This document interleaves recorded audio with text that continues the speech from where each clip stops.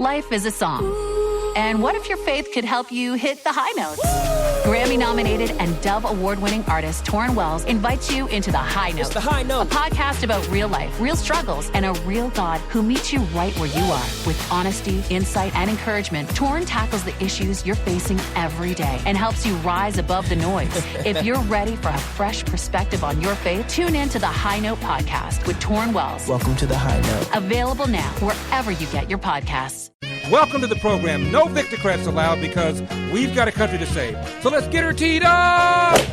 You want to play what? Say hello to my little friend. What the hell's going on out here? Ooh, that's a bingo.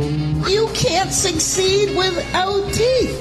888-971-SAGE, 888-971-7243. I am Larry Elder. We are Salem News Channel now in the third hour. We're going to talk to a China expert about Trump's trip to China and how the closure of the Strait of Hormuz is affecting China and what role that country is playing in our war against Iran. Anti-Trumper Louisiana Senator Bill Cassidy loses his primary to a pro-Trump candidate, demonstrating yet again Trump's continued power within the Republican Party. Some lame duck. Senator Lindsey Graham said he'd rather be voted out of office than to have Iran acquire a nuclear weapon. And get this, a Palestinian fighter explains just how Hamas lies to the national media and uses its own civilians to turn the international community against Israel. He's simply admitting what we already knew. Bill Maher takes his fellow Democrats to task over their anti-Semitism. California Governor Gavin Newsom says, look, we have a contingency plan if it is likely that the top two finishers in the primary for governor are going to be Republicans. Democrat candidate for governor in California, the former mayor of L.A., says California's unaffordability problem is a result of Democrat leadership. No kidding. New Jersey Senator Cory Booker whips out the race card to attack the Supreme Court, but a Chicago resident mocked the narrative that black people's voting rights are in jeopardy. A billionaire venture capitalist says AI's potential to eliminate jobs is far greater than he thought and is even greater than it was just 9 months ago.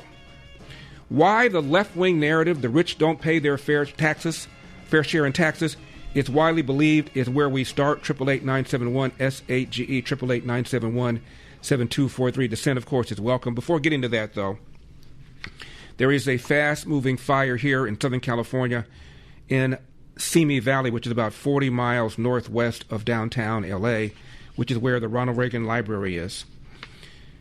Approximately 200 firefighters are battling the flames. About 24,000 people are under mandatory evacuation orders. Fire has grown to around 720 acres by 2 p.m. local time. The Reagan Library closed early because of the fire. The museum is not in an evacuation zone, but was closed out of, quote, abundance of caution, close quote. I will keep you posted about this fire. In San Diego, 5 people are dead, including a mosque security guard, after 2 teenage gunmen opened fire at the San Diego Islamic Center, the largest mosque in San Diego. Security guard, 2 others were shot. Started around 3:40 p.m. local time. Shots rang out at the Islamic Center. Officers arrived on the scene within about 4 minutes. The 2 suspects, believed to be 17 and 19, were found dead in a car nearby with an apparent self-inflicted gunshot wounds. A total of 5 people were killed, 2 teenagers, 3 adults. This includes the suspected gunman. The local authorities say, quote, because of the Islamic Center's location, we are considering it a hate crime until it is not, close quote. Again, as I know more, you will know more. Now, I have often talked about a party I attended some years ago. A buddy of mine was having his 60th birthday, Vietnam vet, conservative, and I assumed everybody else at the party pretty much thought the same way. So I'm sitting at a table, I've told this story before, and I hear a woman named Irene complain that, quote, rich people don't pay anything in taxes. I thought she was joking. And then she said it again. And I realized she wasn't joking. I turned to her, I said, you know, I'm part of the so-called rich. I have my 1040 in my car. You want to see it? And she didn't take me up on it. And I said, of the top 1%, these are people making about $300,000 or more a year. of that 1%, what percentage do you think they pay of all the federal income taxes? She said, what do you mean, what percentage? So I drew a pie in the air with my finger. And I said, what slice of this pie do you think is paid by the 1%? She said, oh, I see what you mean. She said, maybe 2%, maybe 3%. I said, you think the 1% of taxpayers in America pay 2 or 3% of all the federal income taxes? She said, yes. And I just gave her a puzzled look, hoping that she was going to then ask me, well, what's the actual number? And I realized she didn't want to ask because she didn't want to know. She was comfortable. She knew she was probably wrong, but she wasn't particularly interested in being informed. Now, I mention that because there is a conservative website called Patriot Journal. Headline, Democrats demand higher taxes. Facts reveal the rich pay 70% of all revenue. And talked about the top 10% paying 75% of all the federal income taxes. 1%, the article says, pays 40%. Now, we've talked about this before. Bernie Sanders says that the tax code is, quote, totally rigged, his term, not mine. And AOC has said similar things, that nobody can really earn $1 billion. So, I also have another article on a separate topic, one where Democrats are equally ignorant, about defensive uses of guns. A survey found that there were approximately 330,000 violent victimizations involving a firearm in 2021. That same year, there were 1.67 million defensive gun uses, which means defensive gun uses are over 5 times more than firearms used in a crime. So, I went on AI. I have a lot of interesting discussions with my AI friend, ChatGPT. And I wrote, the fact that the top 1% pay 40% of all income taxes is not known by most people on the left. They are ignorant of this. And they are ignorant of this because of the news aggregate, specifically Microsoft, Apple, Google, Yahoo, do not feed them this information. Most people now get their information through one of these aggregate feeds. Just a few minutes ago, I'm getting in the elevator, and a young lady got on, and she appeared to be in her early 20s, and she was looking at her phone, as all young people do. And I said, excuse me, can I ask you something? From where do you get your news? She said, you mean like news of the world? I said, yeah. She said, TikTok. She said, where do you get yours? I said, a whole bunch of sources. I go online. I go look at Drudge, which is a left-wing source. I didn't tell her that it was left-wing. I said, go on Drudge, go on CNN. I look at this, I look at that, the LA Times. And she said, oh.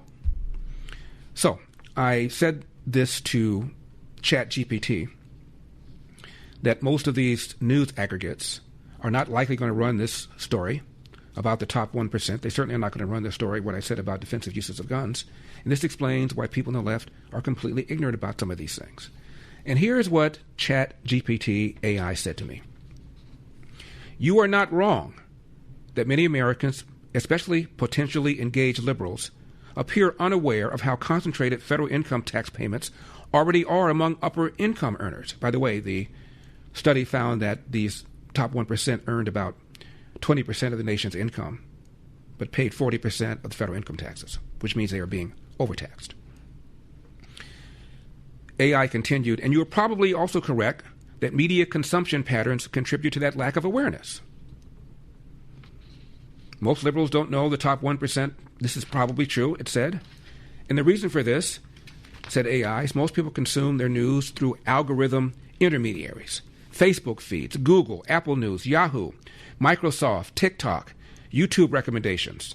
And these systems overwhelmingly optimize for engagement, emotional reaction, audience retention, ideological affinity, meaning that they will give them stories that confirm their beliefs already. A progressive user, said AI, is more likely to see wealth inequality stories, billionaire tax avoidance stories, fair share rhetoric, CEO pay gap stories, arguments for wealth taxes, not the article you just now mentioned.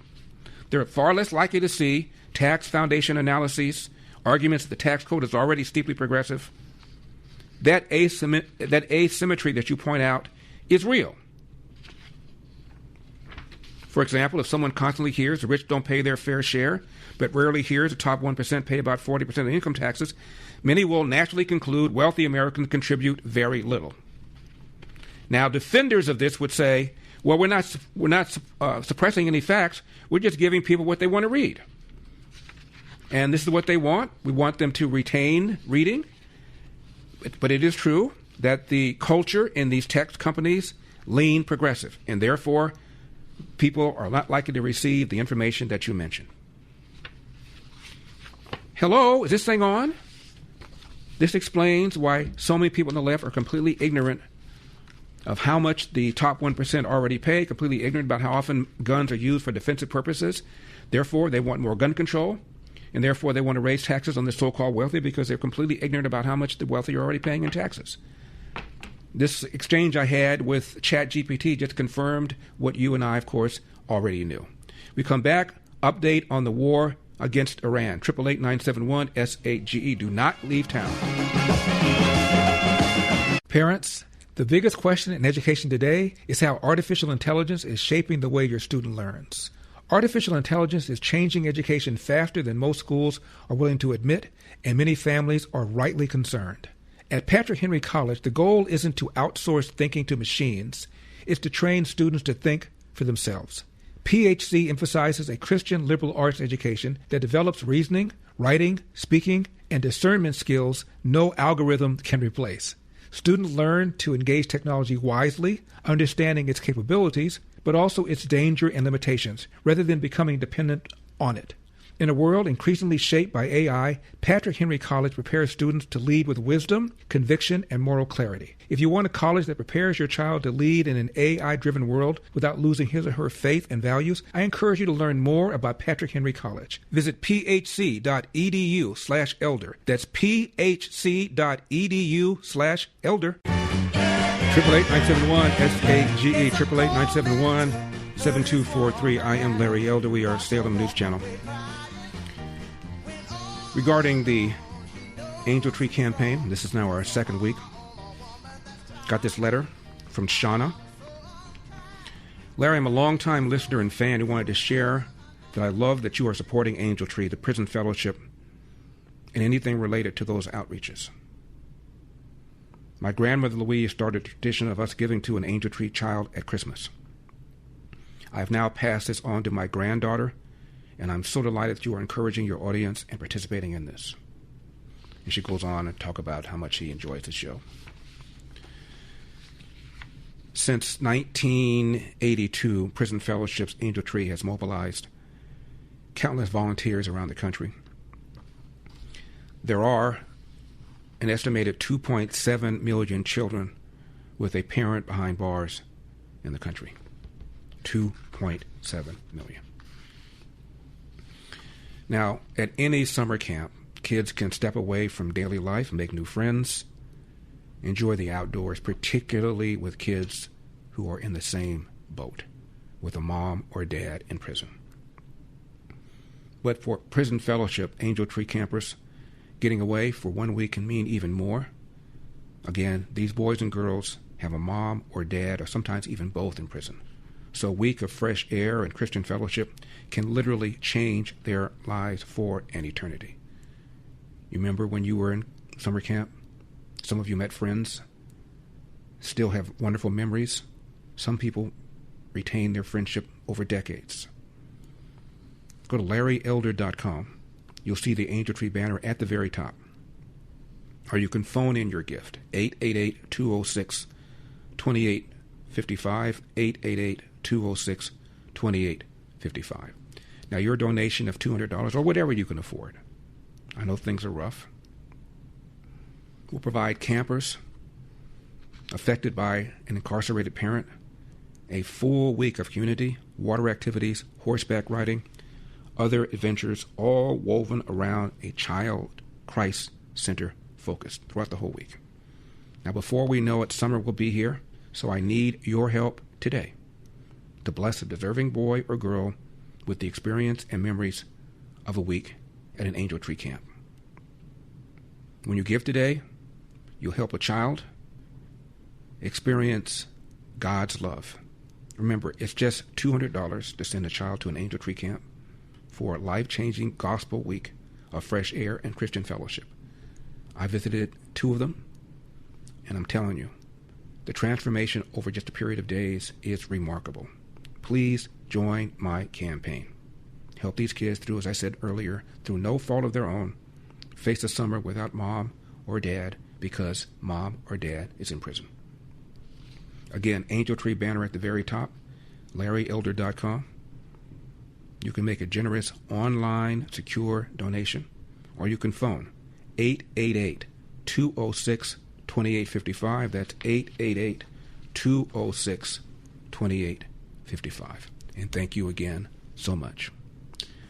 Now, before I play Bill Maher teeing off on fellow Democrats over their anti-Semitism, I want to remind you of something that happened when David Horowitz, the late, great David Horowitz of the Horowitz Freedom Center, was giving a speech about anti-Semitism, terrorism, Hamas and terror groups at a college, and then had the following exchange with a student, number 23.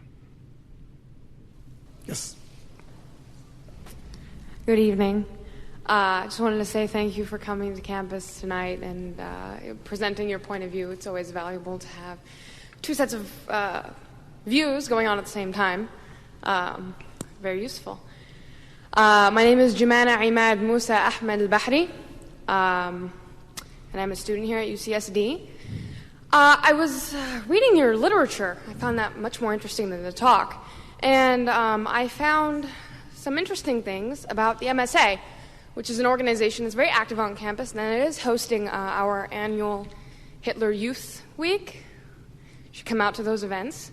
If you could clarify the connection between the MSA and jihad terrorist networks, because last I checked, we had to do our own fundraising, and we never get help from anyone. So if you could clarify the connection between UCSD's MSA, or if you don't have such information, if you could connect other MSAs on UCs, because the connection wasn't too clear in the pamphlet. Just if you could clarify. Okay. Will you condemn Hamas here and now? I'm sorry, what? Will you condemn Hamas? Would I condemn Hamas? As a terrorist genocidal organization? Are you asking me to put myself on a cross? So you won't. I actually have had this experience many times. You didn't read the pamphlet because the pamphlet is chapter and verse. The main connection is that the MSA is part of the Muslim Brotherhood Network as revealed in the documents. I don't think you understood what I meant by that. I meant if I say something, I'm sure that I will be arrested for reasons of Homeland Security.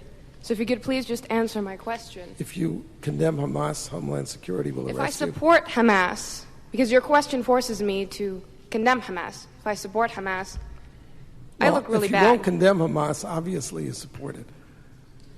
Case closed. I have had this experience. I had this experience at UC Santa Barbara, where there were 50 members of the Muslim Students Association sitting right in the rows there. And throughout my hour talk, I kept asking them, will you condemn Hezbollah and Hamas? And none of them would. And then when the question period came, the president of the Muslim Students Association was the first person to ask questions. And I said, before you start, will you condemn Hezbollah? And he said, well, that question is too complicated for a yes-no answer. So I said, okay, I'll put it to you this way. I'm a Jew. The head of Hezbollah has said that he hopes that we will gather in Israel so he doesn't have to hunt us down globally. For it or against it? For it. Thank you. Thank you for coming and showing everybody what's. Now, I'm going to play Bill Maher, part of his monologue, where he went after fellow Democrats about what he considered to be their anti-Semitism.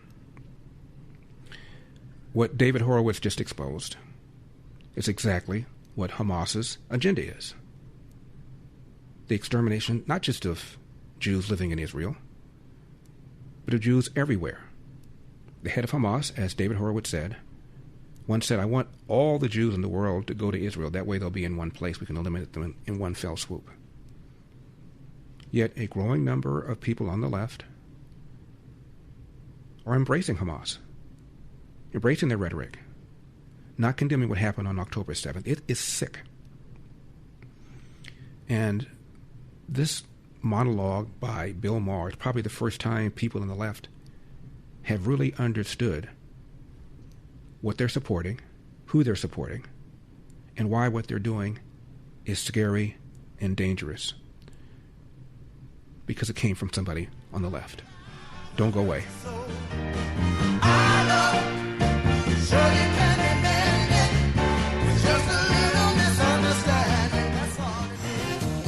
Triple 8-971 SAGE 888-971-7243. I am Larry Elder, Salem News Channel number 22.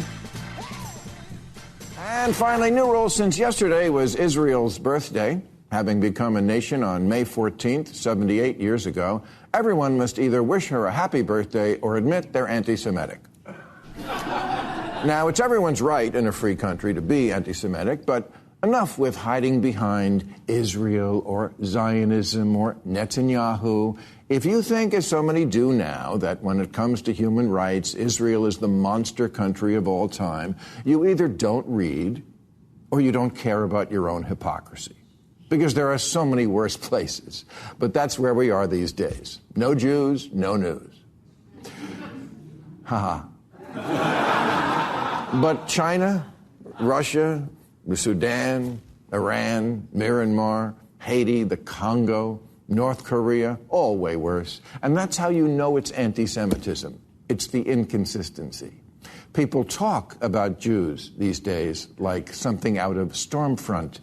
Except it's not Stormfront. It's an editor from the American Prospect, which is a venerable liberal publication that launched the careers of journalists like Ezra Klein. And yet no one blinks when one of their editors says, Israel is a brainwashed, psychopathic death cult that might need to be nuked to save the human race. Uh-huh.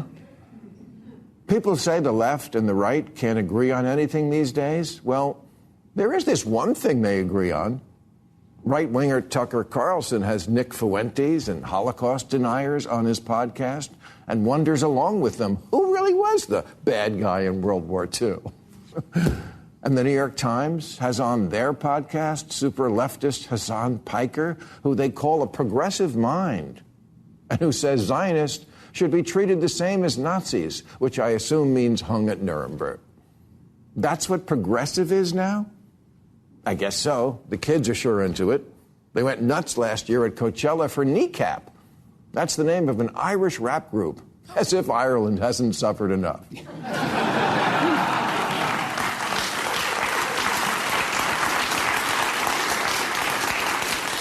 Their stage set is a sign that says Israel. And then they send a beach ball around the crowd. Again, ha-ha. Because, again, Israel is the only country in the world doing anything bad. I see why the meathead manosphere and the Code Pink people are on the same page, because they both went to high school in America and they don't know anything.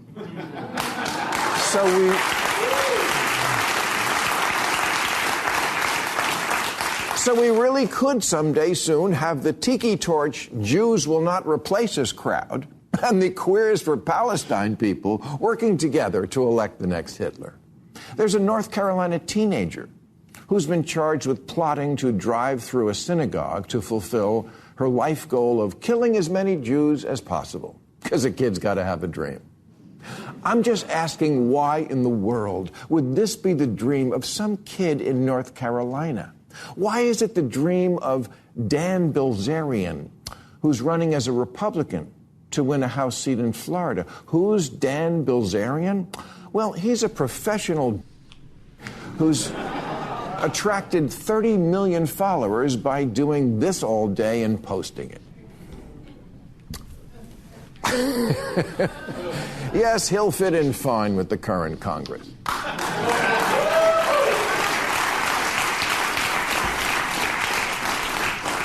And Dan is fairly typical of the guys in the manosphere when he says, the only real battle in the world today that I see worth fighting is, exterminating Israel. I mean, I would sign up tomorrow to go put boots on the ground and go kill Israelis. Why? Why is this life about two things? Getting more Viagra and exterminating the Jews. Israel was founded on the idea that anti-Semitism made a Jewish state unnecessary because Jews would never be safe without one. Can you honestly listen to this rhetoric and not see why that turned out to be true? If you don't have the right-wingers on your side, and you don't have the progressives, what do you have?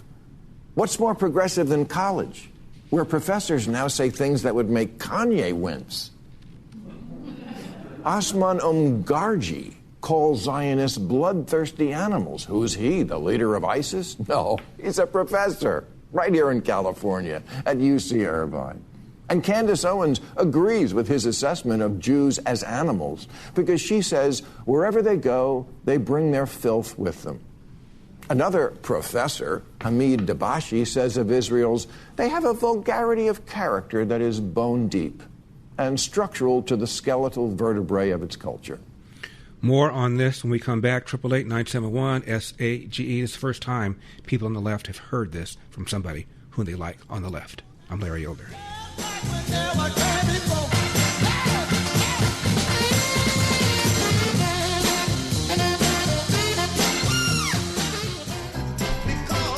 Triple 8-971-SAGE, 888-971-7243. I am Larry Elder. We are Salem News Channel coming to you from the Relief Factor studios. Don't forget your Relief Factor, 800-4RELIEF, 800-4RELIEF, or ReliefFactor.com. That's ReliefFactor.com. Back to Bill Maher. These are the kind of statements Goebbels would have read and said, no notes. I mean, where are the Jewish space lasers when you need them? Now, there are absolutely horrible things said about Muslims, too. That should also be, of course, roundly condemned, like Republican Congressman Randy Fine saying, if they force us to choose, the choice between dogs and Muslims is not a difficult one. That's awful. But it's not the same as they need to be nuked, and let's exterminate them. This is why Jewish people here and in Europe now say they sometimes hide their identity, afraid that the Star of David will get them attacked, as has happened in almost too many places to mention lately. Leave your Star of David at home, but the keffiyeh, you can wear that anywhere. You can wear it to Fiddler on the Roof and you'll get applause. Jew hatred isn't just acceptable now, it's cool. Celebrities love it and make it trendy. It's the new Che Guevara t-shirt. The Islamophobia is just as bad argument is simply a false equivalency. Can you name a Jewish professor who talks about Muslims the way they get talked about? No. Anti-Jewish crimes, hate crimes, now outpace anti-Muslim hate crimes 9-1. It's not a contest, and I'm certainly not saying do more of the other. I'm just saying these are the numbers, the facts, the reality. There is a frothing anxiousness for the literal extermination of this one group. And Democrats, where are you? If any other minority group was being talked about this way, you'd break out the kente cloth and have 10 benefit concerts. But because you see that so many of your brainwashed by TikTok constituents now have an unfavorable view of Israel, you indulge them when you should be correcting them. You don't tell your woke idiots Israel isn't a colonizer or an apartheid state or committing genocide, and that if you brats had to spend a week anywhere in the Middle East other than Israel, you would understand what liberalism is not. All the people likely running for president now on the Democratic side want it known they don't take money from AIPAC, the Israeli lobby, a stance which gives permission to actual anti-Semites to say, see, we're right about Israel. That's a dirty money from a dirty country. Oh, please. You take money from crypto and factory farmers and big tech, from Diddy and Weinstein and Epstein, but AIPAC is too far? Let me just say this to all who ask me, why are you harder on the Democrats than you used to be? Until you fix this whole issue, stop asking me. The Democrat Socialists of America, one of the candidates for mayor of Los Angeles belongs to that party, as do 4 or 5 members of LA City Council. Their platform supports boycott, divest, sanction against Israel, something that Chuck Schumer once called anti-Semitic. Zoran Mamdani has that same position. He supports BDS. But Chuck Schumer has not called him anti-Semitic for having a position that Chuck Schumer once called anti-Semitic. There is a serious, serious problem within the Democratic Party. And I hope that the allegiance to that party by Jews will now be reconsidered. It isn't just hostility towards Israel. It's hostility towards Jews in general. Mr. McConnell, do we have the Joe Rogan thing ready? Play number 42, please. For example, Judaism. You mentioned earlier Judaism. Do you know how many Jews there are in the world? Not 12. to put you on the spot. 12 what? No, I don't know. I'm just taking a guess. You want to take just not to put you on the spot. Okay, let me think. How many? There's 7 billion people in the world. Yes. I would guess there would be somewhere in the neighborhood of 1 billion Jews. 1 billion. Jamie, you want to take Maybe a crack? 500 million. Maybe I'm gonna take a very conservative guess. I'm gonna change it to 500 million. I'm so glad that we did this. You're going to be shocked. How many? There's somewhere between 13 to 15 million Jews. That is more than that in New York. No. You're out of your mind. No, just look it up. Shut the mic off. This guy's talking crazy. He's an agent. I'm a Zionist shill. Really? Let Jamie now do his little Google magic. 13 to 15 million? That's 13 crazy. to 15 million. Okay. This is the level of ignorance. And Joe Rogan is a sharp guy. Very entertaining show. Good interviewer.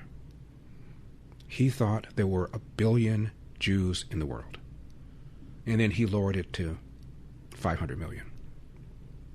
I told you about the conversation I had with a friend from Austria, the birth country of you-know-who.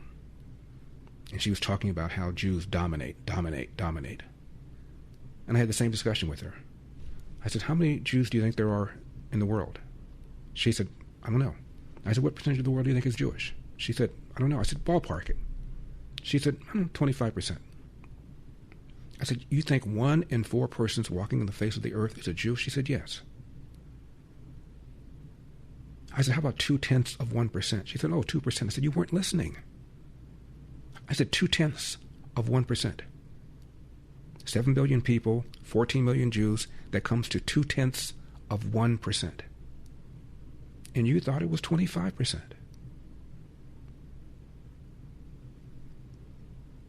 Such incredible ignorance about the history of Israel. Do you think that Jews just parachuted in there after World War II?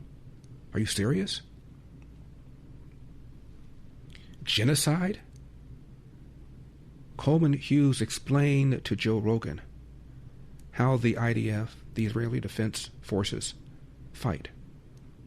And compared to the terrorist combatants killed, they're probably a more humanitarian military than we are in terms of the combatants killed versus civilians by our military in Afghanistan and in Iraq. I'm going to play that for you later on. The support for boycott, divest, sanction. Again, there are 4 members of the Democrat Socialist Party that belong to City Council, one of whom is running for mayor. This is where that party is going. And when I hear their gripe about affordability, what is their plan to make things more affordable?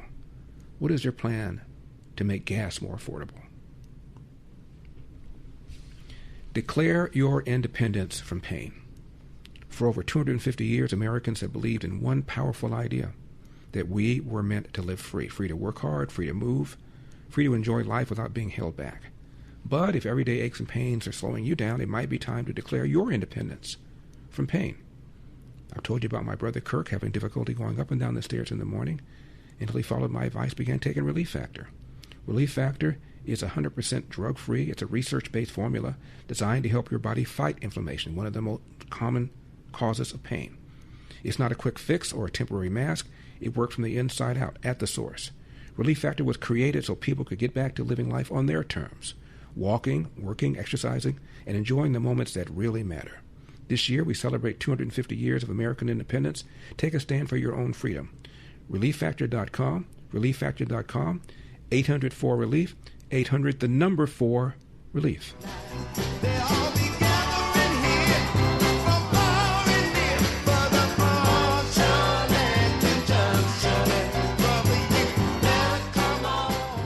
Larry, do you think that you could do a show about George Clooney and his involvement in the Democratic Party?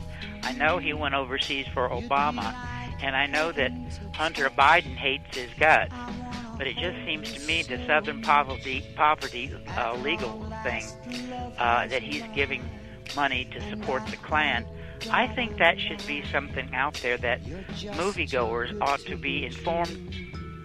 888-971-SAGE, 888-971-7243. I am Larry Elder. We are Salem News Channel. We're going to talk to a China expert about Trump's trip to China. We're also going to be talking about the meltdown Democrats are having over the Supreme Court decision that said you cannot use race as a primary factor to design congressional districts. One of the Democrat strategists who regularly appears on CNN said about Republicans, quote, they swapped out Klan hoods for Brooks Brothers suits, and that is the problem, close quote. Is he not aware that the Klan was founded by Democrats? And one of the targets of the Klan was Republican Party? Amazing how these people have just completely forgotten history if they ever even knew it. Also, a Palestinian fighter admits, we use civilians for propaganda, and we lie to the international media. And as I said earlier, Coleman Hughes explained to Joe Rogan how Hamas uses civilians to win the war. All that is coming up. But since you mentioned George Clooney, this is Harrison Ford giving a commencement address at Arizona State University. When did he become such an angry left-wing guy? Number 21? Humanity is a part of nature, not above it. We have an essential mandate to protect 30% of the world's land and sea by 2030, to prevent the mass extinction, slow the warming of our planet. Still, despite new science, new policies, we are still losing nature to profiteering, corruption, conflict, including land that is already protected on paper. These efforts matter, but they're not enough. We need cultural change.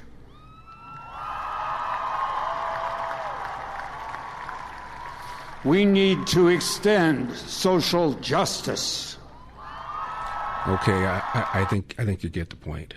We need cultural change. We need to extend social justice, for crying out loud. No acknowledgement that there are trade-offs. To force feed our economy to renewables is expensive. People that are hurt the most are poor people. It's unreliable. And of all the countries in the world, we are the ones who are cleaner. You're just too good to be true. Can't take my eyes off you. So let's get her teed up! You wanna play rock? Say hello to my little friend! What the hell's going on out here? Ooh, that's a bingo. You can't succeed without teeth. 888-971-SAGE, 888-971-7243. I am Larry Elder. We are Salem News Channel. We were last hour playing Bill Maher's monologue where he blasted fellow Democrats for their hatred of Jews, hatred of Israel, calling Israel genocide, apartheid, that kind of nonsense. And we were talking about the fact that Joe Rogan, when asked how many Jews there are in the world, thought there were 1 billion. And then he revised it to 500 million. Actual number is around 14 million, or 2/10 of the world's population. Speaking of Joe Rogan, Coleman Hughes explained to Joe Rogan, who assumed that the Israeli military was engaging in genocide in its war in Gaza. Coleman Hughes enlightened him. Number 29. When you're killing 30,000 innocent civilians in response to something that killed 1,200 innocent civilians, and you're continuing to bomb an area into oblivion, which is what it looks like when you're looking at Gaza. There's many people that have made the argument that that is at least the steps of genocide or a form of genocide. You're destroying thousands and thousands of people's homes and killing them. So when you say 30,000 civilians, it's not 30,000 civilians that have been killed, though. How many thousands have been killed? So according to Gaza Health Ministry, which is run by Hamas, the number they have is 32,000, but they don't distinguish between Hamas and civilians. How many members of Hamas are there? 40,000, something like that. I don't think the number is known, but it's tens of thousands. So Hamas says 32,000 people have been killed, civilians and soldiers. Israel says 13,000 soldiers have been killed by Israel. So if you let's not doubt either number. They could both be inflated. But if both of those numbers are accurate, which they may or may not be, that would be 13,000 soldiers killed, 19,000 civilians killed, which for urban combat in the Middle East is a very normal ratio. I see what you're saying if you wanted to look at it cold and objectively. Yeah. But I hope it doesn't come across cold because... But it's mostly women and children that are dying, that are dying because they're in a place where these terrorists are, right? I mean, it's not... Because the terrorists on purpose embed themselves with the civilian population, which is a war crime. Right, which is a strategy that they have clearly employed when you see them. And when the IDF went into that hospital and found Hamas... Just recently? Yes. Yeah. So it's real. It's not just a conspiracy theory. We know that that's real. And I know Kurt would probably say I'm doing the tragedy of war thing, but it's actually a legitimate point in every single war, even the just ones. There are war crimes by berserk soldiers, by the good guys. Yeah. That doesn't mean it's genocide, and that doesn't mean it's not a just war. And I think the fundamental difference between Israel and Hamas is Israeli society, however imperfectly, is not going to celebrate the monsters on their own side when they're really found to be monsters. They're not gonna hand out candies to people who kill Palestinian civilians like Hamas does. In reverse. And so my feeling about it is still that, any nation that suffered what Israel did on October 7th, everyone in the country would be saying, you have to go get these guys. You have to eliminate this organization that did this. And if they're 80% finished with that job, it would make no sense at this point to stop before you've cut out the last 20% of the cancer or before you've put out the last 20% of the fire. Right, even with all of the absolute suffering that is real on the Palestinian side, so that's how I feel about it, and I think it's very, very distinct from genocide, because genocide is when you're trying to maximize civilian casualties. I think Israel, however imperfectly, is doing the opposite. They're trying to minimize civilian casualties. That's interesting. Hamas is the one that turns these civilian locations into military operation sites. Yeah, which is a war crime. It's impossible. This is the way I would put it succinctly. If you ask the question, what is unique about this war? What is different about this war than all other wars? It's not the civilian death toll.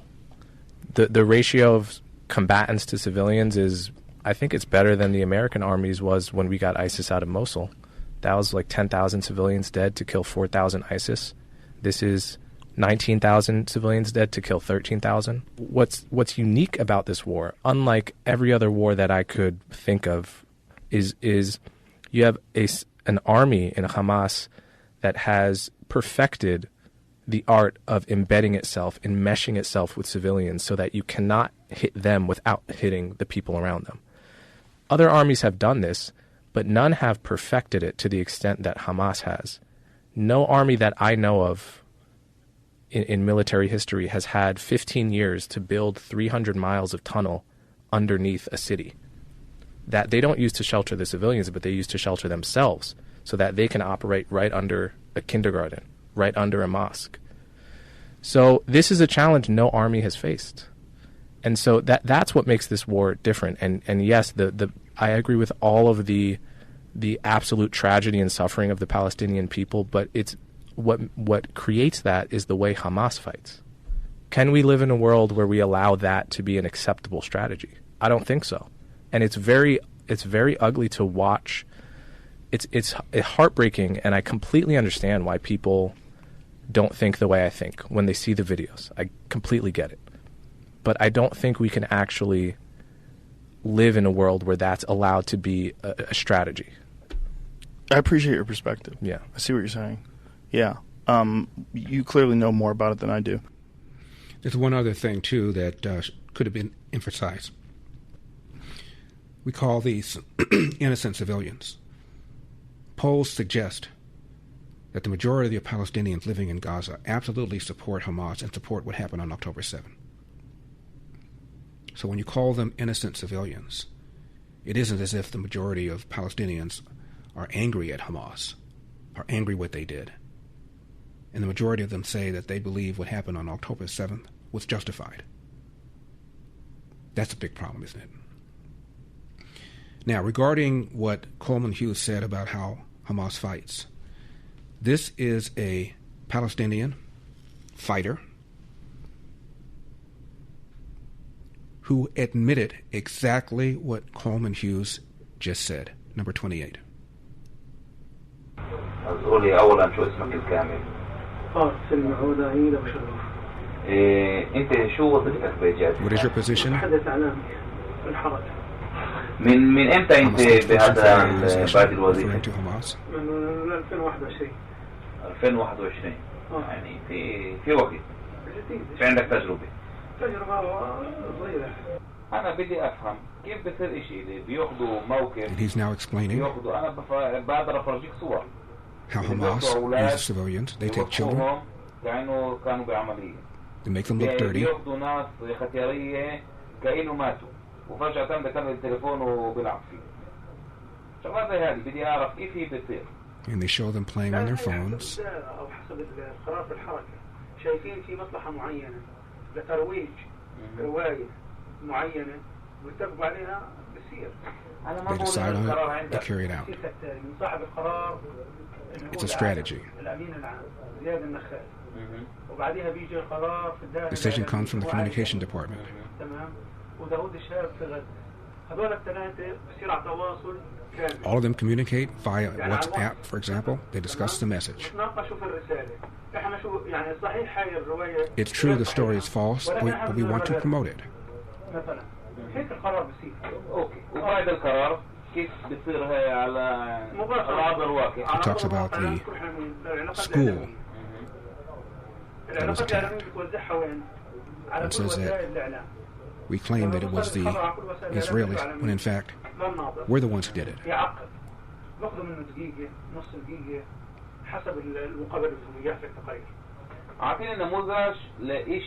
And the whole goal, he says, is to get the international community angry at Israel over the death of these civilians, when in fact we're the ones who caused it. It was a rocket that fell on a hospital. Local rocket. We said it was Israeli. But the Islamic Jihad launched the rocket and it exploded. We blame it on the Israelis. It's a fabricated story, he says. We said the rocket belonged to the occupation. So bottom line is, he simply explained exactly what Coleman Hughes outlined to Joe Rogan. We come back, your calls, 888-971-SAGE, 888-971-7243, and a Democrat strategist said about the Republicans, quote, they swapped out Klan hoods for Brooks Brothers suits, close quote, referring to the redistricting going on right now. Really? I'm Larry Elder. 888-971-SAGE, 888-971-7243. I am Larry Elder, Salem News Channel. This is week 2 on my campaign to raise money for prison fellowship, and you have stepped up big time in the first week. I'm just really blown away by your generosity and your interest in this cause. Again, this is a letter I received from Shauna. I'm so delighted that you are encouraging your audience to participate in helping Angel Tree Prison Fellowship. I love listening to your show, usually every night or evening commute home in Philadelphia, suburbs area. You blend humor and serious takes on very local and global topics. My favorite elderism is this thing on. When I'm frustrated by outrageous things done and said by individuals on the far left, your humor makes them digestible. I'm embarking on a journey as a flight attendant, so I will tune into your podcast when I'm off duty. God bless you in all your endeavors. So nice. If you remember your first time at summer camp, imagine how it will feel for these kids with a mom or dad, or sometimes even both, in prison. What will it be like to associate with other kids with a mom or dad in prison? Well, that's exactly what we're doing here. Prison Fellowship Angel Tree campers will get away for a whole week, away from bad neighborhoods, bad influences. Your donation of $200 or whatever you can afford, LarryElder.com, will provide these campers a week of community, water activities, horseback riding, other adventures, all woven with a Christ-centered focus throughout the whole week. Some of these campers have come back 2, 3, 4 years in a row. Some of them have come back and become camp counselors. I know, I saw them. When you give today, you'll help a child with a parent in prison experience God's love. Again, $200 to send an Angel Tree Camp, life-changing, gospel-filled week of fresh air and Christian fellowship. You can phone in your gift, 888-206-2855. That's 888-206-2855. LarryElder.com. You'll see the banner at the very top. It's at the very top. Some people write me and say they can't find it. Very top. You'll say Angel Tree Camp. Just click it on. Or again, you can call 888-206-2855.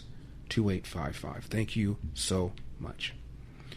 About the Harrison Ford commencement address, I can imagine what someone like Billy Bob Thornton might have said to him. Number 39.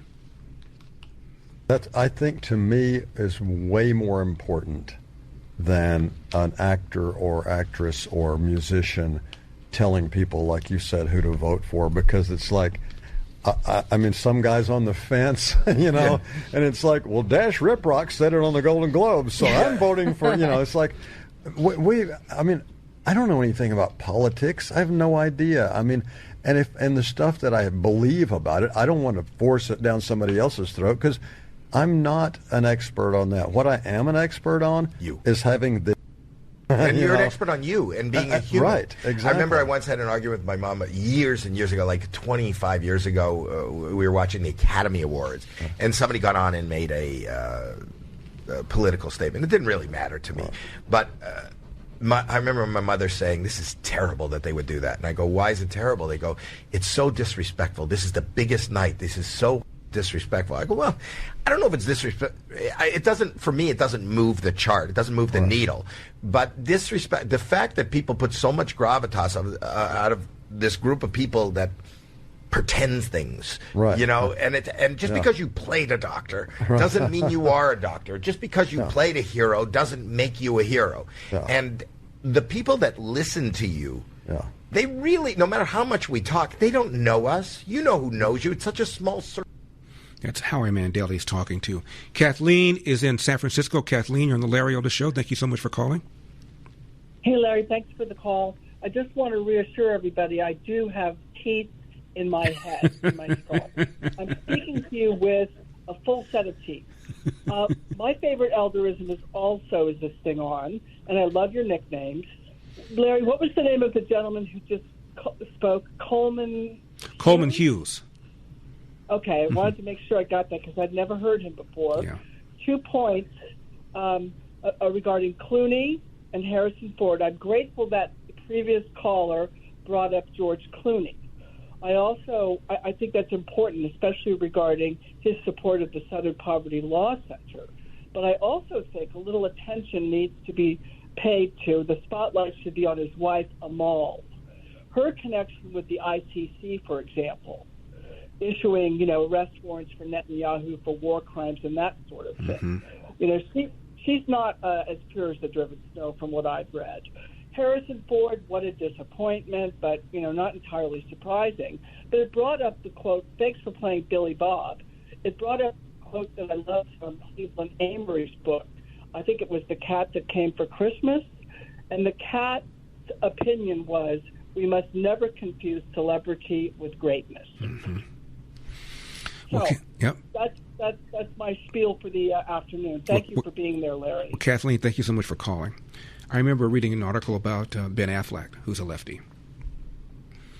And he said, whenever I watch a movie and I see a big Republican, it makes it hard for me to watch him because I want to suspend disbelief. It's hard for me to do that with a Republican. How do you think we feel? And isn't it interesting that people like Harrison Ford assume, correctly, that people who don't agree with him will not, quote-unquote, punish him by not watching his movies? If it's a good movie, we'll still watch it, even though it's an actor whose views offend us. But do they feel that way? I've always been amazed at people like the late James Earl Jones will have an interview where he just completely trashes the Tea Party, calls Tea Party racist. And then you see him in a commercial, voiceover, not a problem. Morgan Freeman goes on with Piers Morgan and refers to Mitch McConnell as a racist. Why? Because Mitch McConnell wanted Obama to be a one-term president. As if Democrats don't want Republicans to be one-term presidents. Called it racist. Samuel Jackson has made all sorts of foul-mouthed comments about Donald Trump, referring to him as an MFer, except he doesn't say MFer. And here he is in a bunch of commercials. Not a problem. Credit card commercials, this commercial, that commercial. And the company that hires him assumes that whatever it is he says won't offend people, so I'll hire him. Stunning. But if some actor came out and said something harsh about Barack Obama, harsh about Joe Biden, harsh about Kamala Harris, do you think he or she would appear in a national commercial? Highly unlikely.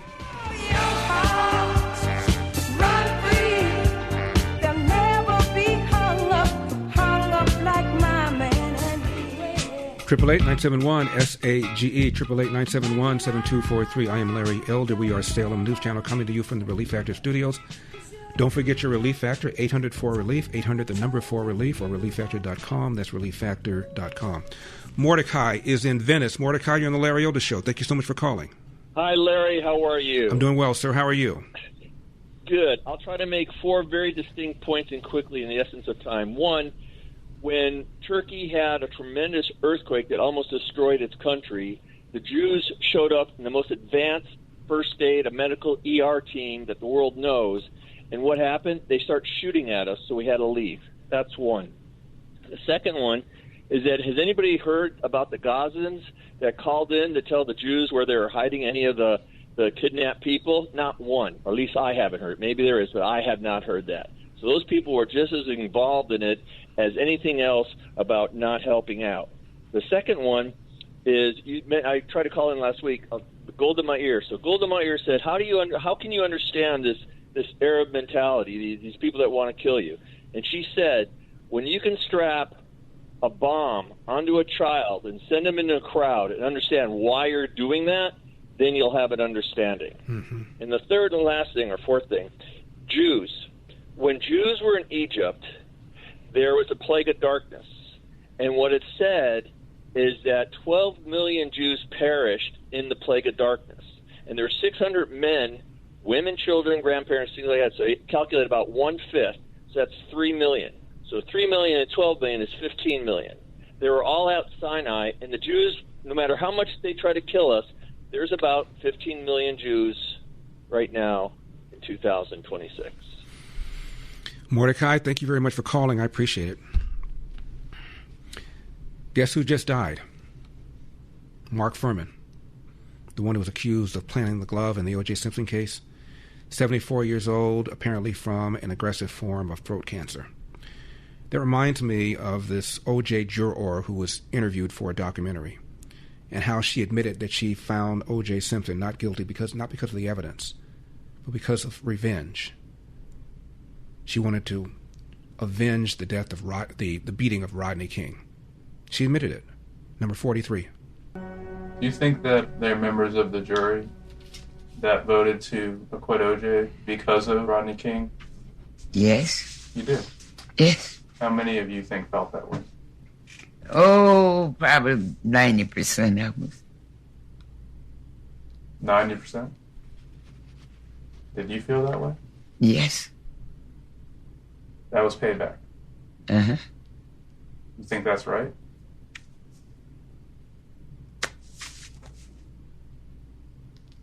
I think that's right. It is what it is. You know, both the defense and the prosecution hired jury consultants to determine what kind of juror they should try and put on the jury. And they were told the same thing. Johnny Cochran was told the type of juror more likely to find O.J. Simpson not guilty is a black female. And he was surprised by that. But he followed their advice. Marcia Clark was told the same thing. The juror most likely to find O.J. Simpson not guilty is a black female. She was not only surprised, but she refused to follow their advice, so therefore did not challenge the large number of black female jurors who were on the pool because she felt the evidence was so strong, so overwhelming, there's no way that they're going to find him not guilty. I don't care what the jury consultant says. So it's stacked with a number of black females, and you heard what she said. We found him not guilty, not because of the evidence. We found him not guilty because of what happened to Rodney King. At the time, something like 80% of blacks thought O.J. Simpson was innocent. 80% of whites thought he was guilty. Now the percentage of whites and blacks who believe O.J. Simpson killed two people is the same. Majority of blacks feel the same way now. It took a while. Now, Cory Booker, senator from New Jersey, very upset about the Supreme Court decision that says you cannot design districts around race. And, of course, whipped out the race card. Bakari Sellers is a Democrat strategist who appeared on CNN, and he said, referring to the Republicans, quote, they swapped out Klan hoods for Brooks Brothers suits, close quote. The Klan hoods were worn by Democrats, by the way, but why let that get in the way of a good story? Here's Cory Booker, number 36. Well, for all Americans, Alabama is sacred soil. So much of our democracy came of age there before the sacrifices of martyrs, before Fred Shuttlesworth and Martin Luther King and so many other heroes of Alabama campaigns. We did not have a complete democracy. Blacks were prevented from voting by all kind of means, from terrorism and lynching all the way to legislators making it difficult for blacks to vote. And now we have a Supreme Court, 6 members, who are sending us back to that long, almost century where black political leadership and black electoral fairness was not represented in the House of Representatives. And we're going to see now, with surgical-like precision, state house after state house in southern states, them writing maps to try to eviscerate black leadership. Are you kidding me? What's stopping blacks from voting? What's stopping black politicians from running in non-majority black districts? You have 4 Republican House members, black, all of whom represent majority white districts. Somehow, some way, they got elected. We come back, a Chicago woman mocked the way they've been using race to say black people are going to be denied the right to vote. 888-971-SAGE.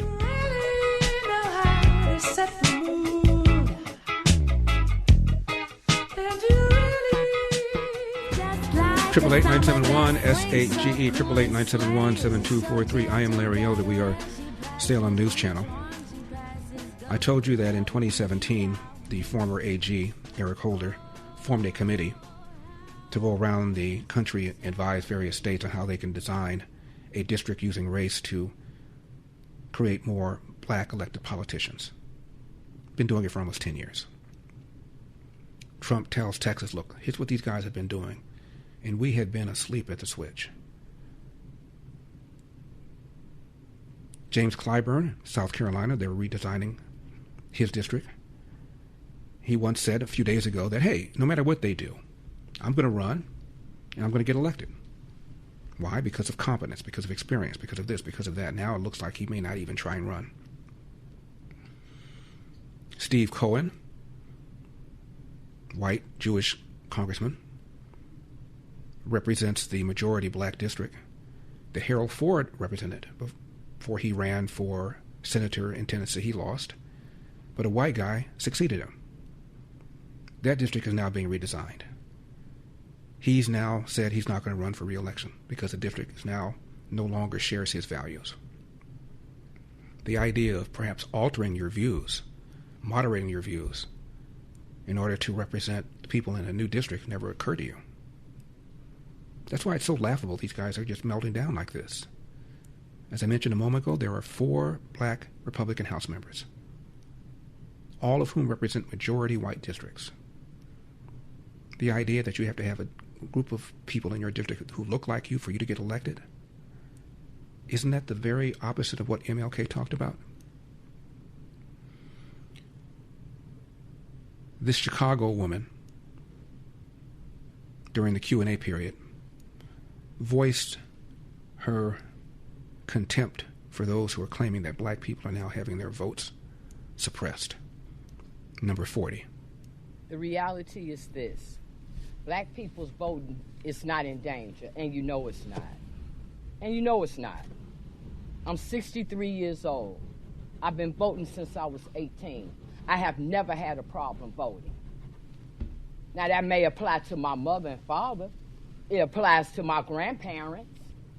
Surely it does. And in fact, because it does, every single person in this room, including that Jewish lady that just got up and talked, need to really be thanking us. Really need to be thanking us for getting y'all the right to vote, for getting y'all the right to be here, instead of sitting up here manipulating the Voting Rights Act like something's getting ready to happen to our right to vote, when you know that's not true. So now you all going to drag black people in here, definitely some senior citizens, and going to have them come up here and talk about how they scared to vote, how this messed up their right to vote, women need to vote, all that junk, when you know it's not true. Just like you sit up here and make like black people can't get IDs. Us requiring IDs to vote. It's going to stop black people from voting. Why black people ain't got IDs? See, you all get more and more ridiculous. But you can't, in this room full of these black people, talk about that federal case that just got filed Monday that's talking about how you all are stealing property at Cook County sales. Where the black people in here? Raise your hand that if they told you to come in here to talk about how your property got stolen. Where you at? Huh?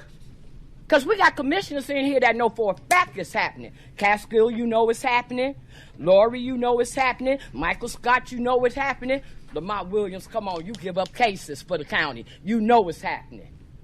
Donna Miller, you know what's happening. Well, come on, y'all black people that they done sent here with these 501c3s, that they got y'all in here talking for them. Why y'all ain't in here talking about how they stealing our property? 1 minute. Where y'all at? Come on, because y'all getting ready to come up here to this mic and lie for the cameras to say that black people's voting is done by this Louisiana thing and Donald Trump and the Trump administration, when Donald Trump is in front of the Supreme Court right now, fighting for the 14th Amendment, saying that black people, that amendment was for black people. 30 seconds. Not for birthrights, not for people to anchor themselves over here illegally. And they got y'all black people in here getting ready to talk against him. I mean, y'all real sick up in the head. You sick in the head and more sicker in your spirit. This is insane. Time has expired for the speaker. Next Y'all speaker, crazy. Taiwan Sim. that was different. Yeah.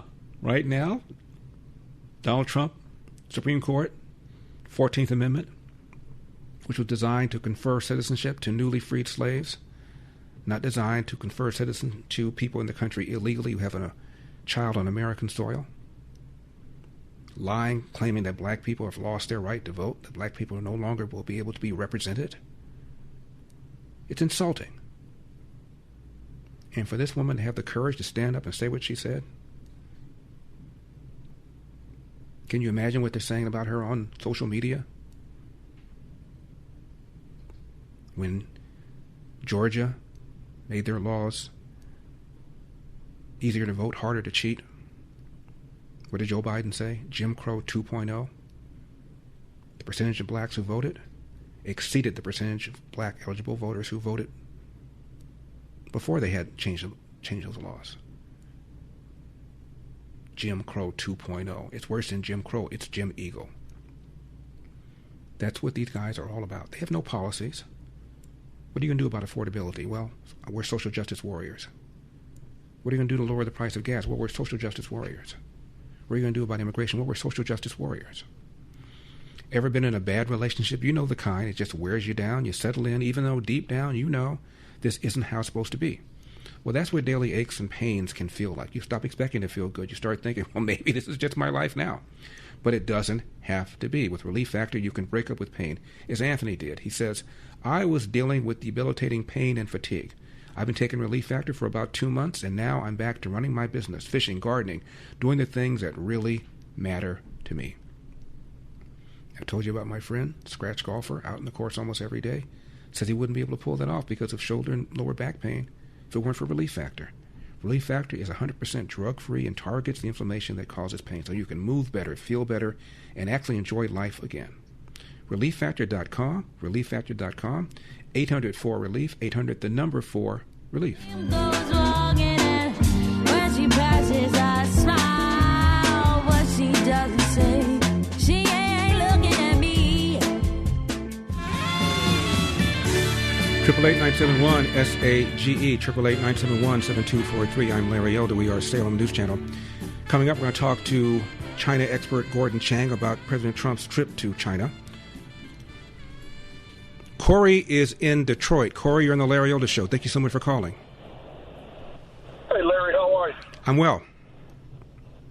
Good. Larry, I was listening to you discussing the concern over Zionist hatred. And I just think it's disingenuous for you to talk about Zionism without mentioning the Balfour Accords and talking about how the nation of Israel was set up before World War II. And that people being accused of being anti-Semitic, how can you be anti-Semitic when the people that occupy Israel now have not one drop of Semitic blood in their body? They're Europeans. No, they're not. They're not allowed to be. No, they're not. Yes, they are. Yes, they are. Oh, my goodness. Yes, they are, Larry. Stop. There has been a 3,000-year connection between Jews and that part of the world. 3,000 years. 3,000 years. That is not true. Maybe Ethiopian Jews or original Jews, but the converts that came over from the Balfour Accords, please stop, Larry. Stop. The area was a mandate that the British controlled after the fall of the Ottoman Empire. Do you want to hear the history or not?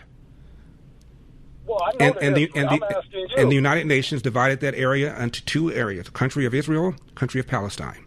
When the British soldiers left, Israel was invaded by 5 countries simultaneously, and the assumption was, we're going to run these people into the Mediterranean Sea, and we'll get all back the land.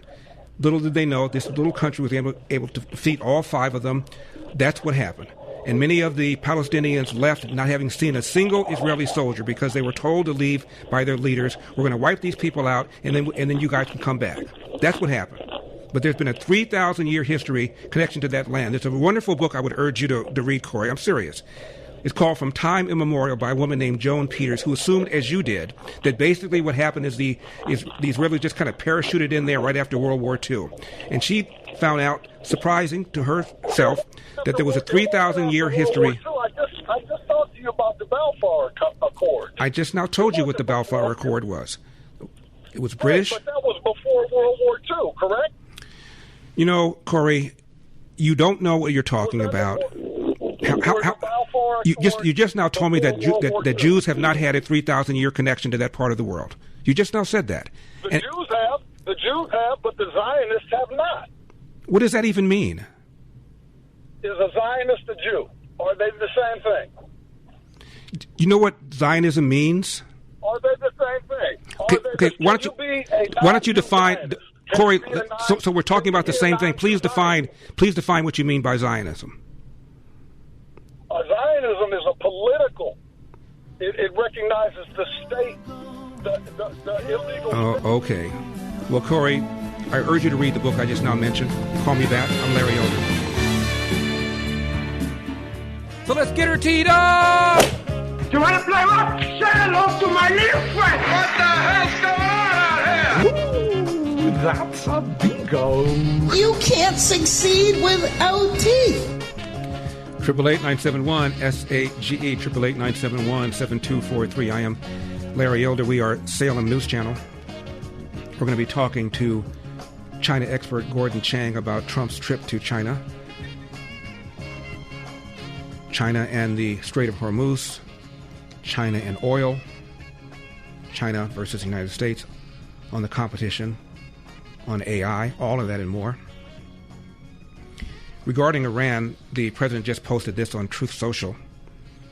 I've been asked by the Emir of Qatar, the Crown Prince of Saudi Arabia, the President of the United Arab Emirates, to hold off on our planned military attack on the Islamic Republic of Iran, which was scheduled for tomorrow. In that serious negotiations are now taking place, and that, in their opinion, as great leaders and allies, a deal will be made, which will be very acceptable to the United States of America, as well as all countries of the Middle East and beyond. The deal will include, importantly, no nuclear weapons for Iran. Based on my respect for the above-mentioned leaders, I've instructed Secretary of War Pete Hegseth and the Chairman of the Joint Chiefs, General Daniel Crane, and the United States military that we will not be doing the scheduled attack of Iran tomorrow, but have further instructed them to be prepared to go forward with a full, large-scale assault on Iran on a moment's notice, in the event that an acceptable deal is not reached. Thank you for your attention to this matter, President Donald J. Trump. Lindsey Graham was asked about Donald Trump's low polls amid the war against Iran. Here's what he said, number 37. Senator, you take me to my next question, because 70% of Americans in a new poll say President Trump is doing a bad job on the economy, the number one issue for voters, as you know. Bottom line, is it worth losing the midterms if the result is a non-nuclear Iran? It's worth losing my job. If I had to give my job up to make sure Iran would never have a nuclear weapon, I would do it. Would you give up the House and the Senate? I would give up politically. The most important thing I can do with the job I've been given is to protect the American people. Now, you don't have to agree with me, but I've been this way for 20 years. I believe they're religious Nazis in Iran. If they had a nuclear weapon, they would use it. They've been trying to get one. They've been cheating. Obama and Biden were jokes when it came to containing Iran.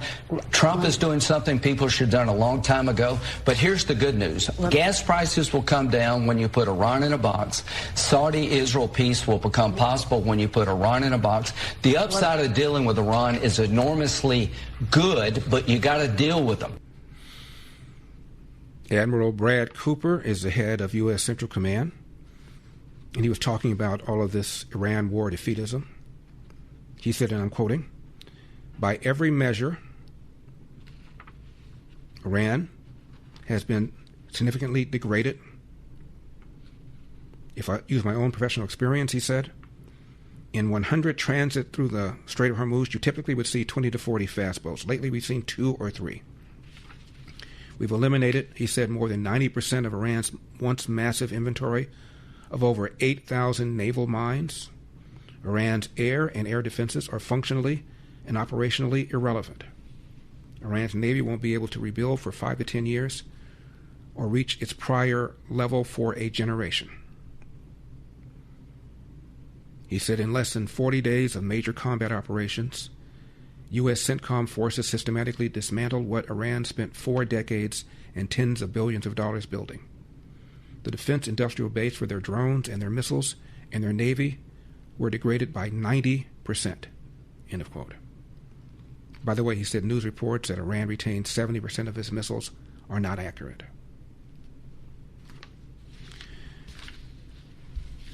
Britain and France say that they're going to get involved in trying to open up the Strait of Hormuz, but they're not going to do it with us.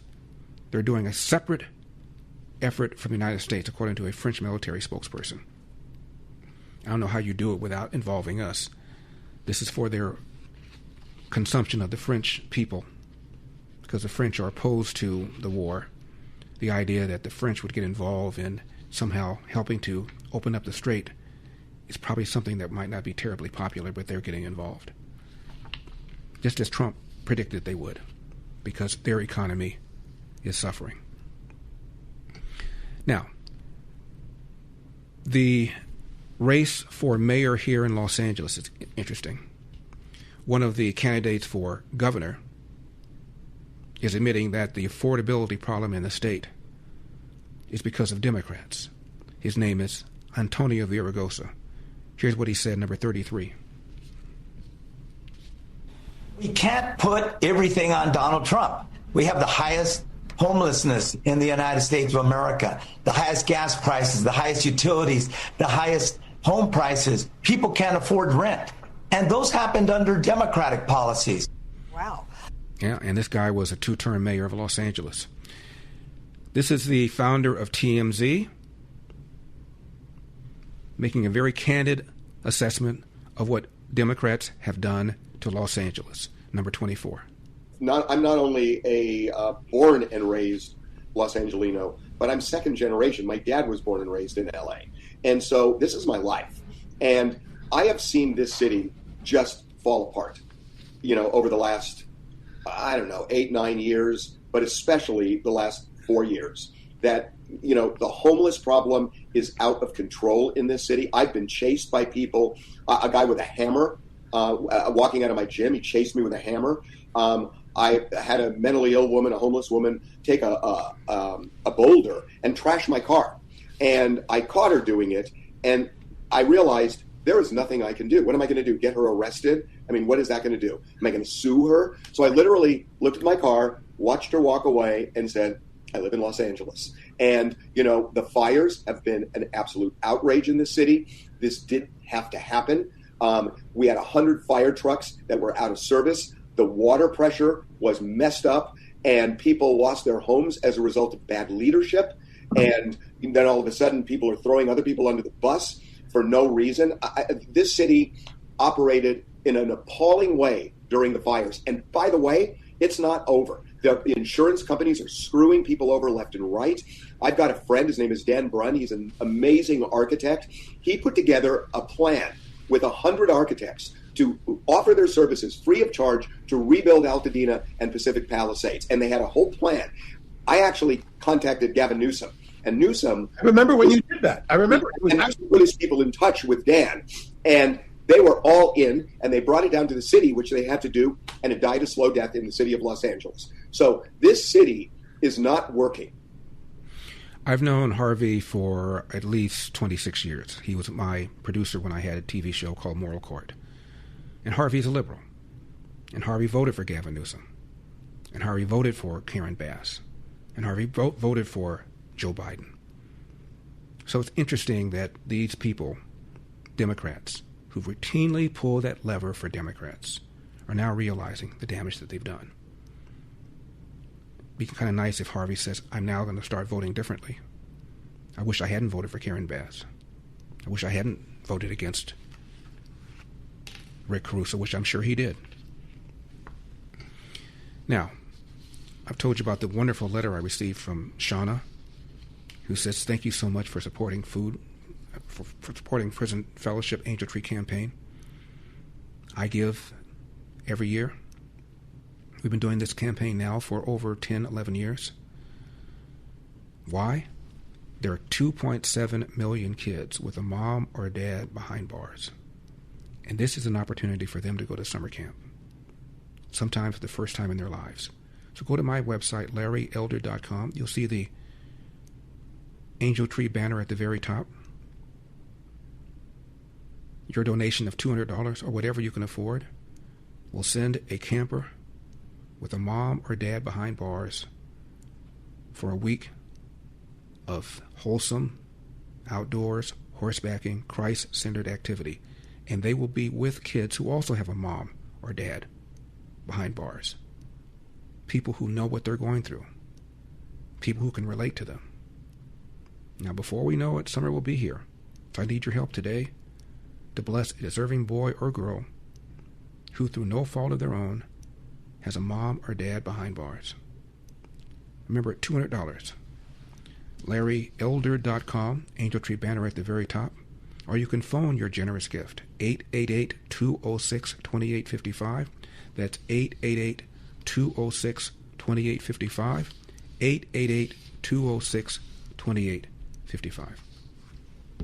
Coming up, Gordon Chang, China expert. What exactly happened with the summit between Xi Jinping and President Trump? 888-971-SAGE. Do not leave town.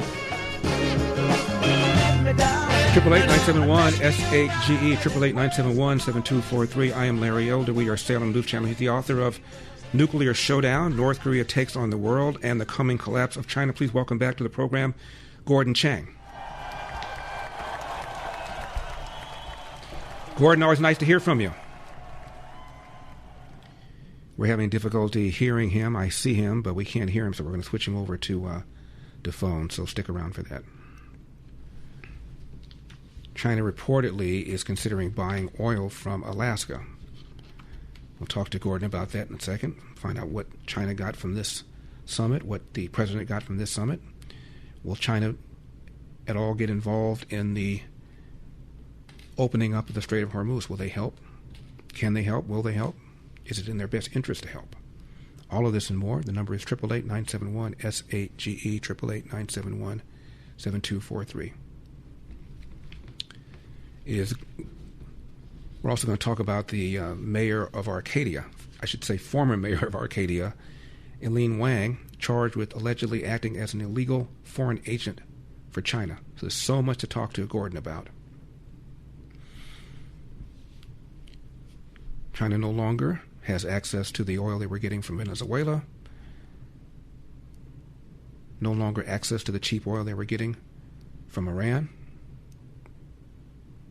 And of course, there's this big battle between America and China over AI.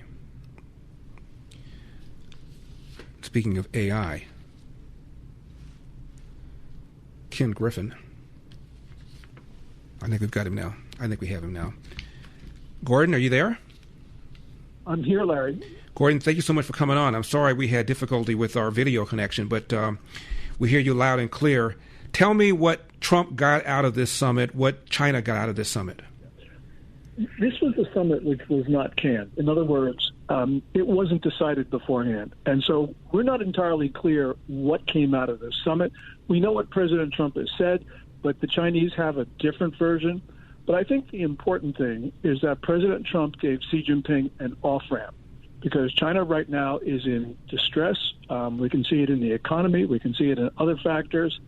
And we know that Xi Jinping has been taking China in the wrong directions.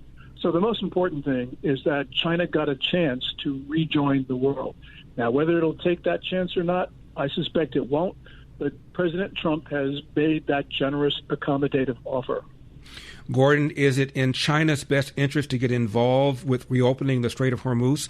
And if so, will they act to do that? Yeah, two great questions. First of all, I think it is in their interest, and the reason is they get somewhere between 45 to 50% of their seaborne imports of oil through that critical choke point. But whether they will help, I suspect they won't because Xi Jinping is a tough guy. He is determined to give the United States a hard time.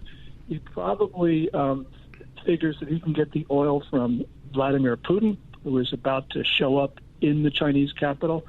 And also they can get LNG from the United States. So maybe what they will do is try to make life difficult for us in Iran and get their energy elsewhere.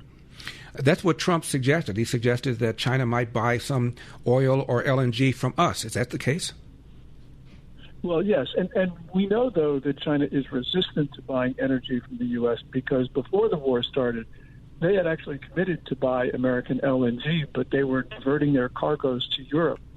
And that, to me, was absolutely fascinating that they would do something like that. But, ultimately, China needs energy. And so I think it's going to have to bend, and it's going to have to actually accept American cargoes. Talk to us about the battle over AI between us and China. We are ahead, are we not? We are ahead, and I think our lead is probably a little bit more than most people think. And the reason why we're ahead, or a major reason, is because we've got much better chips than China does. So, for instance, DeepSeek, the Chinese AI company that rattled markets last January of 2025, it couldn't come up with a new model in the middle of last year because they actually said we were using Chinese chips, Huawei's Ascend, and they weren't nearly as good as America's. So we do have the chips, and so therefore I think we shouldn't be selling advanced chips to the Chinese because that helps them bridge a gap. We can't get them addicted to the American technology stack as administration officials want, and that's because Xi Jinping is determined to make his own chips, so why should we help him bridge that gap? Talk to me, Gordon, about rare earths. Are we still dependent upon China for them? Yes, we are, and we will be for maybe a couple more years, but Trump is moving at Trump speed, and there are a number of strategies. One of them is to mine and process. The other is just to have technologies that require less rare earths or to recycle. So there are a number of different ways, but I think in a couple years we won't be talking about our dependence on rare earths. We will be talking about our dependence on China for pharmaceuticals.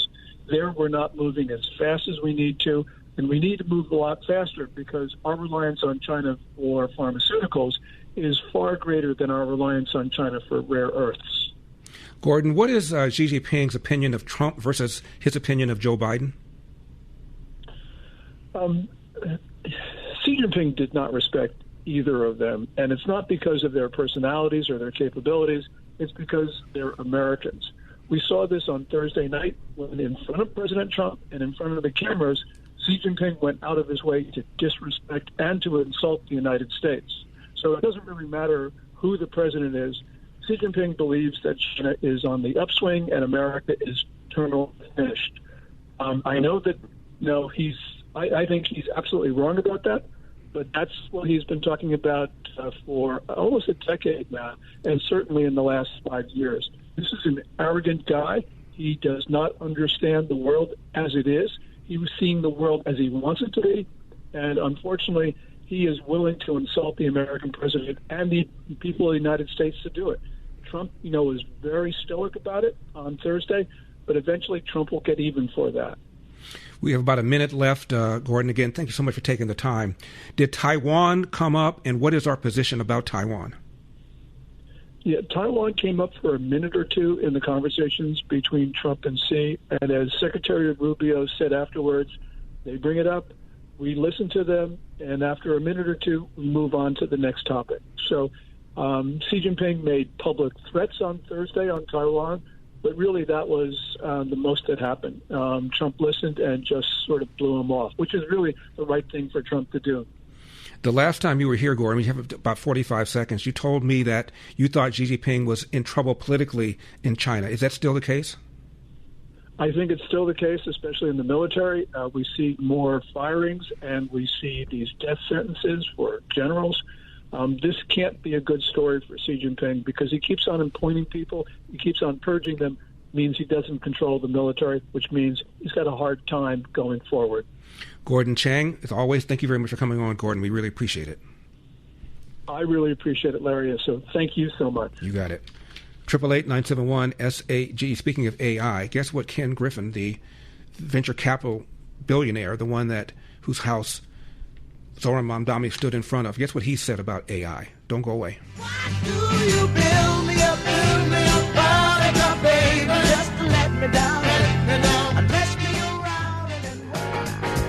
888-971-SAGE, 888-971-7243. I am Larry Elder. We are Salem News Channel coming to you from the Relief Factor studio. Don't forget your Relief Factor, 800-4RELIEF, 800-4RELIEF, or ReliefFactor.com. That's ReliefFactor.com. Lee is in Philadelphia. Lee, you're on the Larry Elder Show. Thank you for calling. Yes, sir. I appreciate you allowing me to be on. And I live in a suburb of Philadelphia.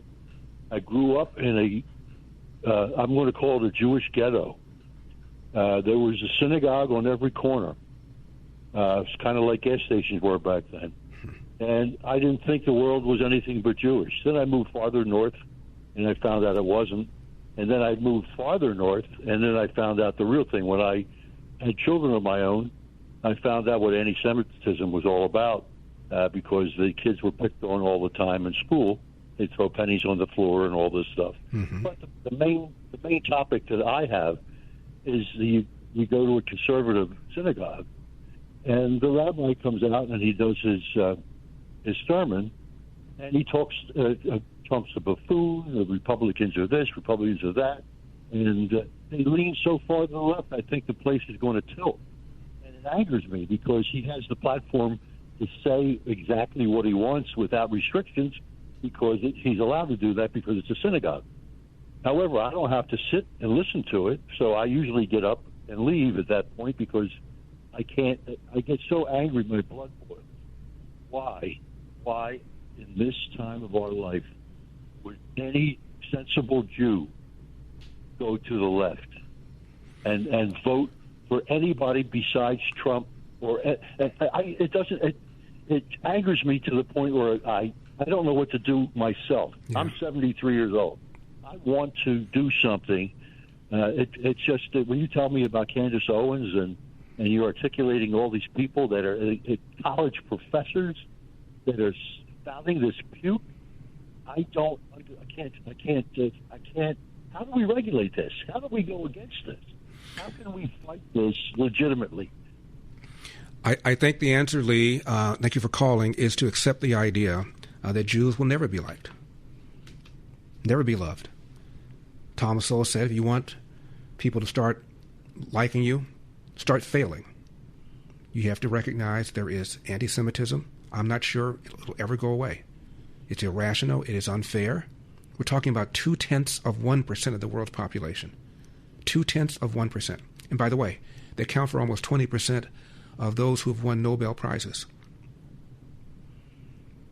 There's over 200 that have won Nobel Prizes. About 15 Arab and Muslims have won prizes. Most of those are in areas like peace. But this Jew hatred, it's a force unlike anything most of us have ever seen. Golda Meir said a number of things, one of which was, and this is paraphrasing, we're going to have these problems as long as Jewish mothers hate Israelis more than they love their own children. That accounts for the phenomenon of homicide bombers. When Israel left Gaza, they had elections in Gaza, and a woman who had lost, I think, 2 sons as homicide bombers ran for and got elected. And she said, I only regret I didn't have more sons to give to the cause. Are you serious? Bill Maher was talking to John Fetterman about how Gaza could have been developed. Number 9.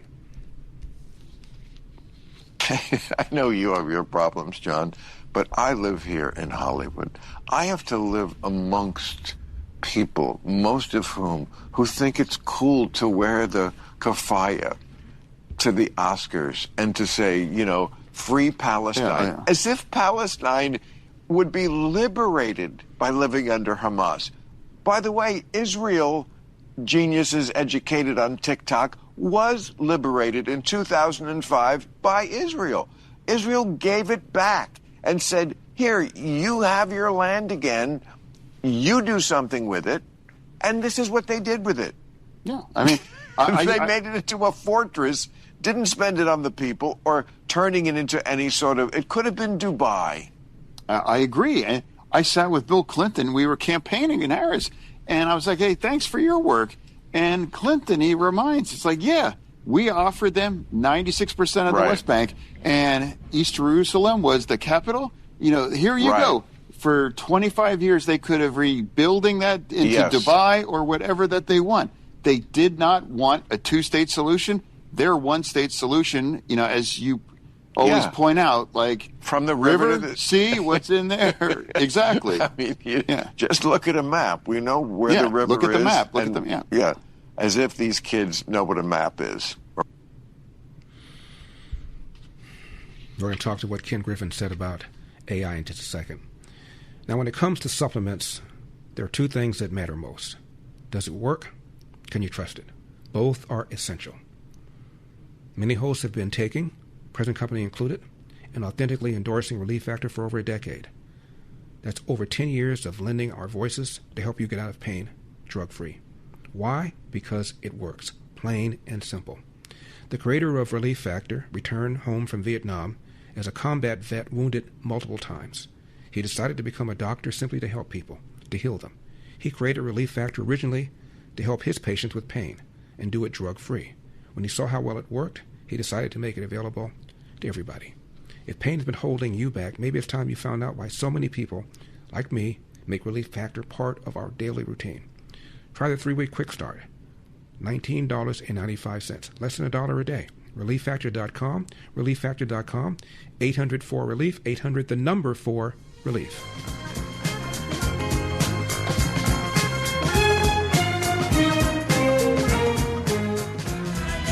Triple 8-971-7243, 888-971-SAGE. Larry Elder, Salem News Channel. Question: why are you still overpaying a wireless company that doesn't share your values?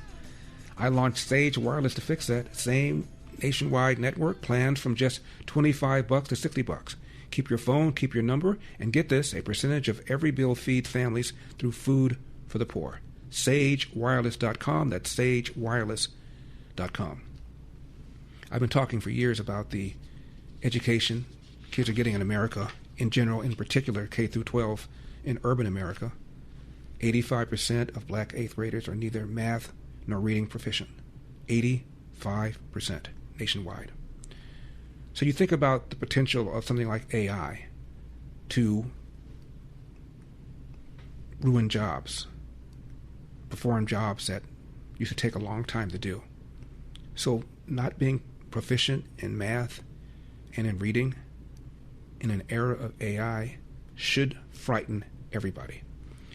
Ken Griffin, he's a venture capital CEO of Citadel. It was in front of his condo that Zoran Mamdani was standing, yelling and screaming about what a bad guy he is because he's wealthy. Here's what he said about AI. Number 41. Let me just, share a few thoughts with you on this. Number one is, in the last few months, there has been a step change function in the productivity of the AI toolkit. It is profoundly more powerful than it was just 9 months ago. And for us at Citadel, that has allowed us to unleash a much broader array of use cases for AI. And it has been really interesting to watch, to be blunt, work that we would usually do with people with masters and PhDs in finance over the course of weeks or months being done by AI agents over the course of hours or days. So these are not mid-tier white-collar jobs. These are like extraordinarily high-skilled jobs being, I'm going to pick a word, being automated by agentic AI. And I got to tell you, I went home one Friday actually fairly depressed by this, because you could just see how this was going to have such a dramatic impact on society. And when you witness it in your own four walls, when you see work that used to be man-years of work being done in days or weeks, it's like, wow, that's the first time I've seen real impact in our four walls. Plus, you can't succeed without teeth. Karen Bass elaborated on what she meant when she said that. Number 35. who would pay for the dental care for the unhoused? When I say comprehensive health care, it's actually what people can get from Medi-Cal.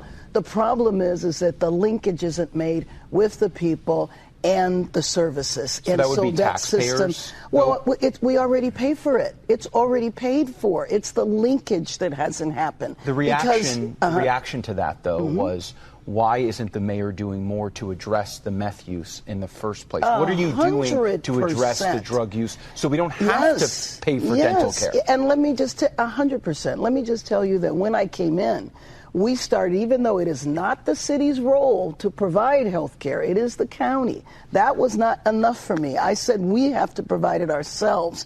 So we took lawsuit money from tobacco and we established contracts with drug-related organizations, substance abuse organizations. And so some of those people we can refer to a drug treatment program.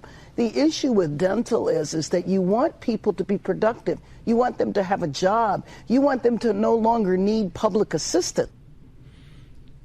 What?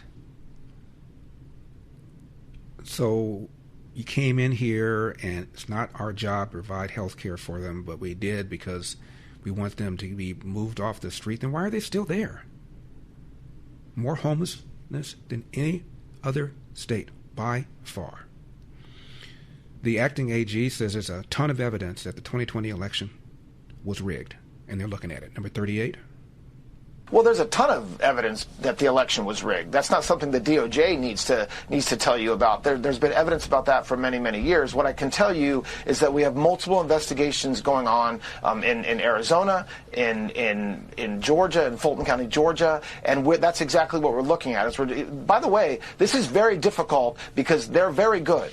They're very good at hiding up misconduct and hiding what they're doing. And so that's why we're very focused on finding out whether the right people voted, whether people who were supposed to vote voted, whether there was one vote cast per voter.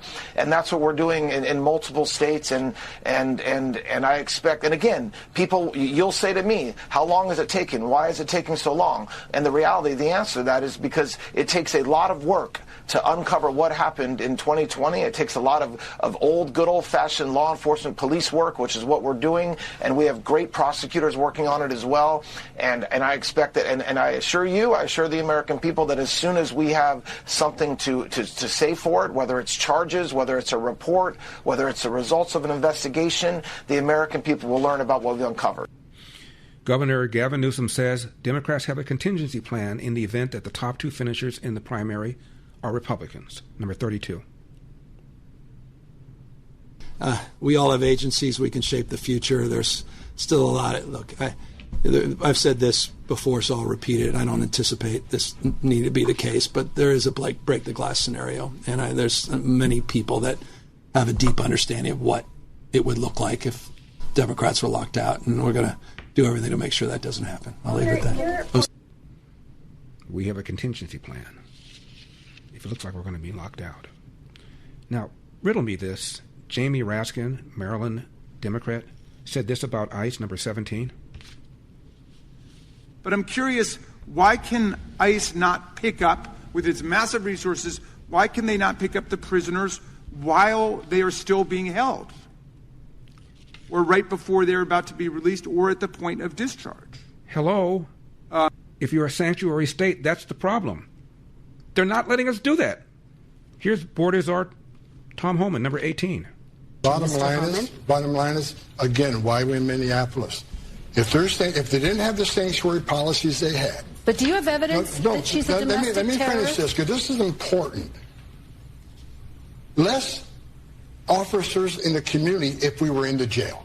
Bottom line, we are forced into the community because the governor of that state and the mayor support sanctuary cities, where child rapists are released back in the community that create a huge public safety threat. So if you want less officers in the street, then let us in the... Let them into the jails. Every spam call, every scam text, every sketchy email with your name, each one starts the same way. Somebody found you. Your phone number is sitting on data broker sites as we speak. So is your home address, your email, your age, even the names of your family members. All of it searchable and for sale. And scammers don't need to be hackers to get it. They just need Google in 5 minutes. Every scam starts with one thing: your personal info being available to the wrong person. So forget the spam filters and call blockers. The real fix? Disappear. That's what Incogni does. They contact hundreds of data brokers and legally force them to remove your information. I use Incogni to get my names and info away from these data brokers. They can't spam you if they can't find you. Right now, get 60% off. Incogni.com/Larry, INCOGNI.com/Larry. Take back your privacy. Incogni.com/Larry.